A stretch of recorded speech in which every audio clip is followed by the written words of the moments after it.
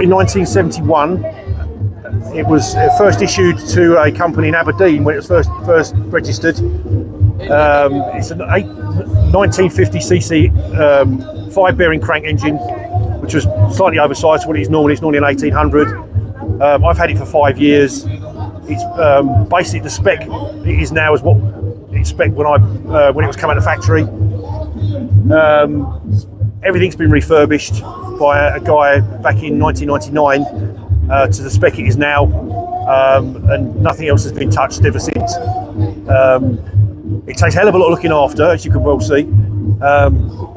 It's had electronic ignition put in it 2 years ago, which has helped the car immensely. But other than that, it runs really, really well. It's running like a new car, so I can't complain.